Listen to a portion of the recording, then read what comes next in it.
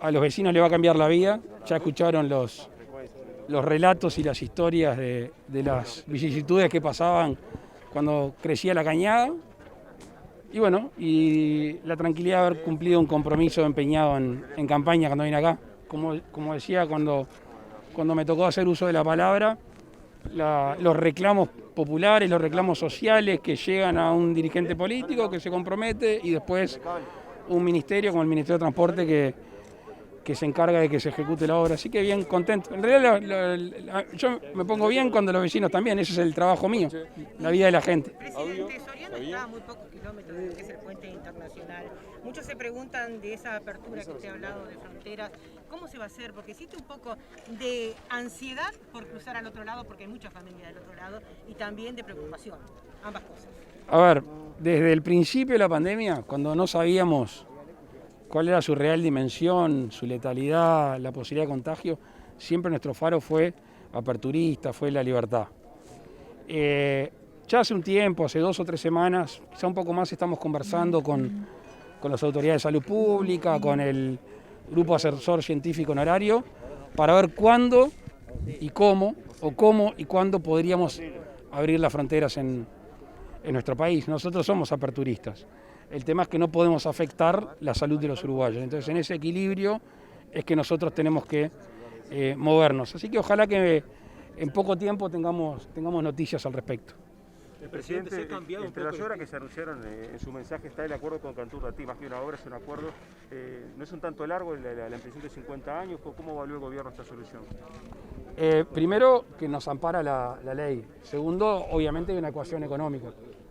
Y tercero, la inversión que se va a hacer es una inversión muy importante para el país. Si es largo o corto, es un concepto relativo que cada uno tendrá su opinión. Nosotros cuando lo hicimos, en una negociación que duró mucho tiempo,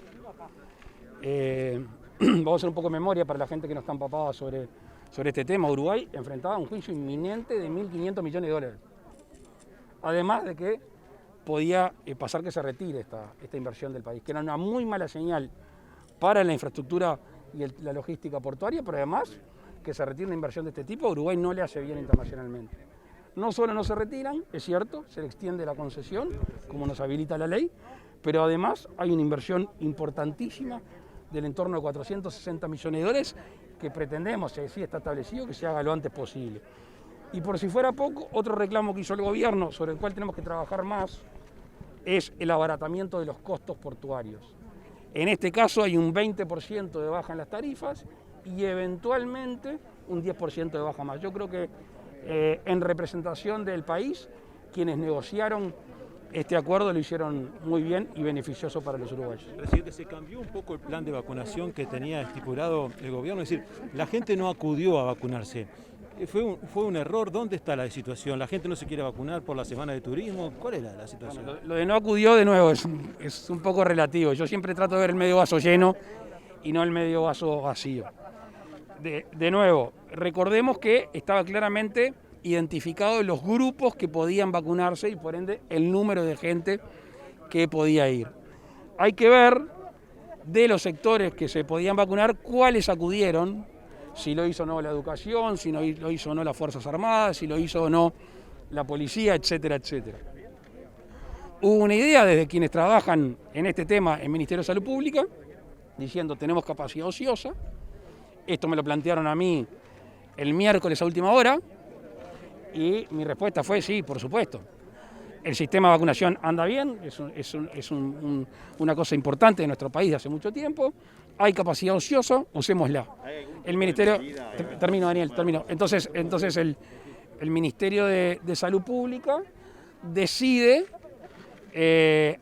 abrirle el listado para los 55, 59, que según tengo entendido cuando venía en camino para acá, la verdad que la agenda ya está llena. La semana que viene ustedes saben que recibimos las vacunas de Pfizer el miércoles, ahí ya empezamos con el personal de la salud, esperemos que se reciba la otra semana, bueno, se va a recibir la otra semana, esperemos que temprano en ella otras 50.000 dosis, y ese mismo, el lunes 15, creo que cae, lunes 15, se reciben 1.558.000. Bueno, ahí me imagino que estamos pensando ya en una apertura más masiva de la vacunación. Mi análisis, lo que yo creo que va a pasar es que va a haber una vacunación masiva. A medida que pase el tiempo, a medida que no se vean efectos negativos, serios en las vacunas, el uruguayo se va a vacunar. Y acuérdense, y esto no es solo un tema de nuestro país, el mundo va a ir a un pasaporte sanitario. Entonces, si bien la vacuna no es obligatoria, como pasa a alguien que quiera ir a Indonesia, que quiera ir a un lugar de eso, te piden la vacuna de la malaria, te piden la vacuna de aquello y del otro. Y eso va a pasar, con lo cual yo creo que se va a cumplir con la meta de una muy buena vacunación en muy poco tiempo. De hecho, si ustedes ven hoy en comparación con el mundo, Uruguay en 4 días ya está colocado arriba en los rankings, cosa que no nos deja tranquilos, pero estamos en el buen camino. ¿Perdón? ¿Van a abrir más vacunatorios? Están planificando eso, sobre todo en alguna zona rural alejada, la posibilidad de abrir algún vacunatorio más. Se está manejando. ¿Va a terminar la vacunación?